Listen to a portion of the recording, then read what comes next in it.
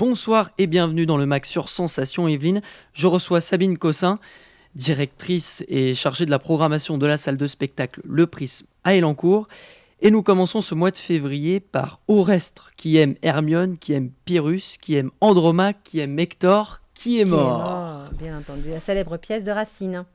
Mais elle est revue et visitée par le collectif La Palmera, qui sont essentiellement sur scène deux comédiens, qui revisitent cette œuvre touffue, compliquée, puisqu'on ne sait grosso modo pas qui a épousé qui va tuer qui aime qui. Et alors, grâce à eux, c'est d'une simplicité totale. Ils sont que deux sur scène, ils font les personnages, ils nous mettent des points de repère. C'est d'une clarté totale. Et d'ailleurs, ça a énormément de succès, puisque, évidemment, nous avons beaucoup de collégiens et lycéens qui viennent voir cette pièce. Mais c'est un beau travail de mise en scène par Néry, dynamique, clair, jeune. Ils ont taillé, trié, mais la dramaturgie de Racine, c'est-à-dire qui aime qui, comment se sacrifier pour l'homme que l'on aime, ou comment protéger son enfant, comment asseoir son pouvoir, tout ce que raconte Racine. Et comment vous pensez que ce duo arrive à interpréter ces différents personnages? Ben, déjà, ils ont adapté le texte, hein. Ensuite, ils ont, grâce à la mise en scène, créé un rythme, une dynamique qui fait que les personnages sont posés, sont plosés. Pour tout vous dire, ce sont des seaux avec un petit ballon qui est au-dessus. Donc, vous repérez parfaitement les personnages. Ils vous donnent quelques clés, quelques indications sur leur motivation, sur ce qui les anime, ce qui les oppose les uns aux autres. Et après, ils vous relient tout ça par le jeu. Alors, c'est une performance d'acteur parce qu'ils ne reprennent pas beaucoup leur souffle, en fait. Donc, ils ont du souffle, donc ils ont de la présence. Et puis, surtout, je pense qu'ils sont complètement dans l'interprétation de ce qu'ils font. Eh bien, c'est une véritable prouesse, j'ai envie de dire, à aller Oui, voir le 4 et 5 février. Nous passons au jazz. oui, Voici un rendez-vous à ne pas louper sous aucun prétexte le oui. 6 février prochain. Et je crois que c'est le trompettiste Fabien Marie. Alors, trompettiste Fabien Marie, c'est surtout dans le cadre de nos nouveaux Jazz Passion, où c'est des concerts de jazz, parce qu'au Prisme, il y a du jazz à tous les étages, dans la grande salle, au piano-bar, mais aussi dans la petite salle cette année. Et effectivement, c'est Aurore Volquet qui a fait la programmation, et on s'est attaché avec Aurore à montrer cette jeunesse du jazz qui a une qualité d'exécution incroyable, une haute technicité, mais surtout qui reprend et qui redonne un dynamisme, un souffle à ces musiciens de jazz qui font la scène dans la qualité de l'interprétation. Ben, Fabien Marine a fait une grande partie de sa carrière aux États-Unis. Et il revient et c'est un des trompettistes les plus fabuleux. Alors il est extrêmement austère, très sérieux, avec sa trompette. Simplement, il nous emmène très loin. Donc là, il sera en octet, c'est-à-dire 8 musiciens quand même. Un beau concert. 8 musiciens, donc à voir le 6 février prochain. Et je propose qu'on s'écoute un extrait.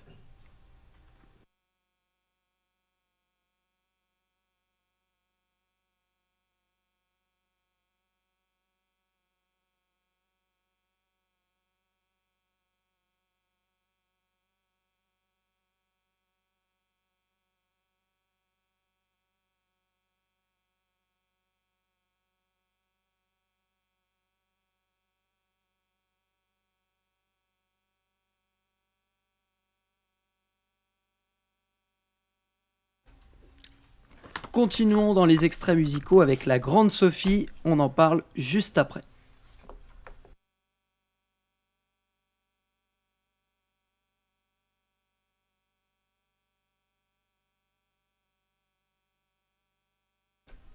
C'est la Grande Sophie qu'il faut aller voir le 13 février au Prisme. Nous passons, vous l'avez compris, à du pop-rock français, je crois bien. Ah oui, elle est connue pour ça, la grande Sophie, avec une exigence, mais aussi une grande générosité. C'est quand même une des chanteuses de pop-rock, donc vous venez de le dire, qui est excellente sur scène, excellente en live. Donc ses arrangements, quand elle est en studio, c'est peaufiné, c'est fin, c'est malin, mais sur scène, elle donne vraiment, et c'est en ça qu'elle est caractéristique. Puis en plus, elle est belle, et des musiciens qui jouent très très bien, donc c'est une très belle soirée. Mais d'ailleurs, comment vous pensez qu'elle a évolué Parce qu'au début, elle a commencé sa carrière dans des petits bars parisiens, puis après, elle a monté petit à petit. Pour vous, comment elle a fait pour grappiller les échelons un peu? Mais je pense que c'est en fait ses choix musicaux, sa volonté, sa ténacité. Là, c'est pareil. Vous savez, le Prisme essaye de faire des saisons artistiques un peu à parité homme-femme. Mais moi, ce que j'aime bien repérer, c'est aider, soutenir des femmes. Enfin bon, la grande Sophie, elle n'a pas besoin que je l'aide ou que je la soutienne. Mais il y a d'autres metteurs en scène ou chorégraphes dont c'est le cas.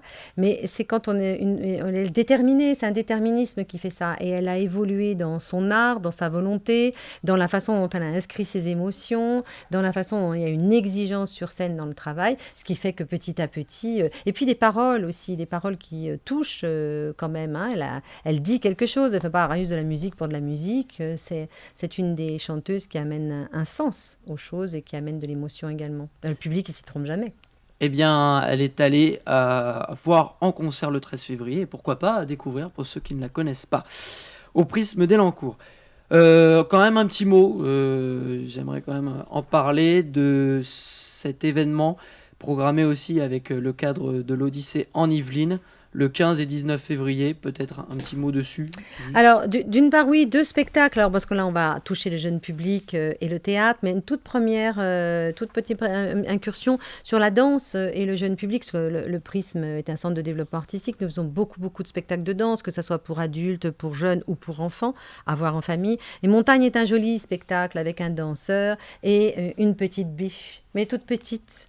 Donc, en fait, voilà, le jeu du très grand, du très petit, de l'espace, voilà. Donc ça, c'était pour attirer l'attention sur Montagne, qui est à voir aussi en février. Et puis, comme vous le disiez, Odyssée. Alors, on est rentré, depuis le 18 janvier déjà, on est rentré dans ce festival qui est en biennale. C'est un festival sur la création, sur l'enfance, du théâtre pour l'enfance et la jeunesse.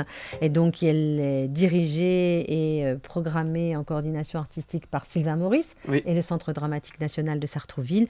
Le Prisme y collabore depuis des années, bien entendu. Et cette année, nous avons fait un choix sur cette édition très particulier. Il y avait 2 propositions pour aller dans les collèges et les lycées. Donc, c'est ce que nous avons choisi. 2 propositions très différentes. Il y en a une en février avec le procès de Socrate. Ouais, et donc là, ça va être dans les lycées, bien entendu, sur ce niveau, parce qu'on parle de Socrate quand même. Donc, voilà, c'est pas pour les collégiens. À ce niveau-là, donc, entre philosophie, théâtre, est-ce que le propos est actuel? Voilà, donc, c'est traité. C'est du 14 au 19 février.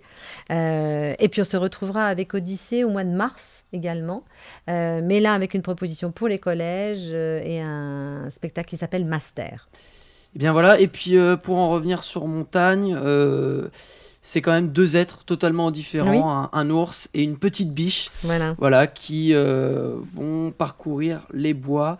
Et on en apprend pas mal de choses. Ils vont fournir même à la montagne, justement, je crois. Oui, mais c'est un rapport de force, en fait. Hein, le rapport de force entre le grand et le petit. Comment le grand est utile, comment le petit est utile au grand. Le grand est utile au petit. Comment ils peuvent se nuire, éventuellement. C'est toutes ces questions qui sont soulevées en 50 minutes. Hein, quand même, ça va très vite. Eh bien, mais c'est poétique, c'est beau. Eh bien, ça m'a l'air très intéressant. C'est un spectacle jeune public, je le rappelle. Et c'est à voir le 17 février. Pour en savoir plus sur les spectacles du Prisme d'Elancourt, un site internet www.leprisme.aglo-sqy.fr. Merci Sabine Cossin. Merci à vous. De nous avoir éclairés et renseignés sur les différentes représentations du Prisme d'Elancourt. N'oubliez pas, vous pouvez retrouver cette émission en podcast audio et vidéo sur radiosensation.fr. Excellente soirée sur Sensation Yvelines.